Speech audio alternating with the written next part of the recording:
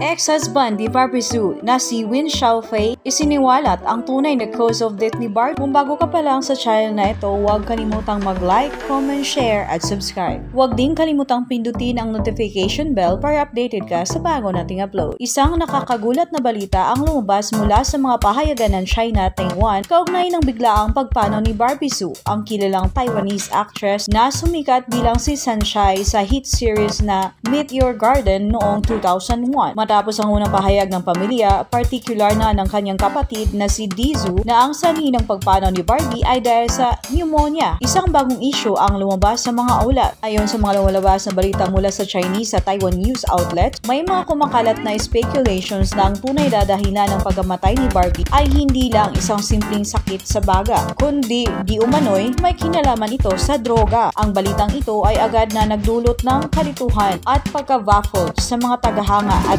netizen dahil hindi po ito normal na kinumpirma. Ang mga ulat na ito ay pinapalakas ng mga pahayag mula sa ex-husband ni Barbie Hsu na si Win Xiaofei. Sa isang kontrobersyal na panayam, inilahad ni Win Xiaofei ang mga aligasyong may kinalaman sa paggamit ng droga ni Barbie Hsu, bagay na kanyang ikinalungkot na dapat nang malaman ng publiko. Hindi ko alam kung ano ang nangyari sa kanya noong mga huling taon, ngunit may mga pagkakataong simula siyang magbago, ani Win Xiaofei. Hindi ko ito nais palabas, ngunit may mga bagay akong alam na kailangan malaman ng publiko. Nagbigay siya ng mga di umano'y pahiwatig na may mga hinala siya may kinalaman ang paggamit ng illegal na droga sa pagpapalala ng kalusugan ni Barbie. Bagamat hindi siya nagbigay ng konkretong ebidensya o detalye hinggil dito, ayon kay Win, masakit man para sa kanya bilang ex-husband, nararapat lamang na malalaman ng mga tao ang kabuuang kalagayan ni Barbie sa huling bahagi ng kanyang buhay. Tinutulan naman ng ilang malalapit na kaibigan ni Barbie Hsu ang mga pahayag na ito at nanindigan silang ang pagkamatay ng actress ay dulot ng komplikasyon sa pneumonia tulad ng sinabi ng kanyang kapatid na si Dizhu. Ayon sa kanila, ang mga aligasyong ito ay walang basihan at tanging layunin lamang ay magdulot ng ingay at kalituhan sa oras ng pagluluksa ng pamilya at mga tagahanga. Dahil sa kontrobersiya, umani ng maraming reaksyon mula sa netizens, may mga sumang-ayon sa mga aligasyon ni Win Xiaofei, ngunit marami rin ang nabigay ng suporta kay Barbie at tulad ng mga akusasyon. Ang mga taga-suporta ng actress ay patuloy na nagpahayag ng respeto at pagmamahal kay Barbie at umasa silang hindi sana gawing issue ang mga personal na problema ng actress sa mga huling taon ng kanyang buhay. Sa ngayon, wala pang formal na tugon mula sa pamilya ni Hsu o sa mga opisyal na kinatawan ni Barbie hinggil sa kontrobersyal na pahayag ni Win Xiaofei. Gayunpaman, ang pamilya ay patuloy na humihiling ng privacy at respeto mula sa publiko, lalo sa mga oras ng kanilang pagluluksa. Ang pagkamatay ni Barbie Hsu ay isang malaking kawalan sa industriya ng showbiz at patuloy siyang magiging bahagi ng alaala ng mga tagahanga at ng mga proyekto na nagbigay ng saya at inspirasyon sa kanila. Sa kabila ng kontrobersya, ang mga magagandang alaala ni Barbie bilang Sunshine sa Meet Your Garden ay patuloy na namamayani sa mga puso ng kanyang mga tagahanga. Magpahinga ka na Barbie, ang iyong legacy ay hindi malilimutan.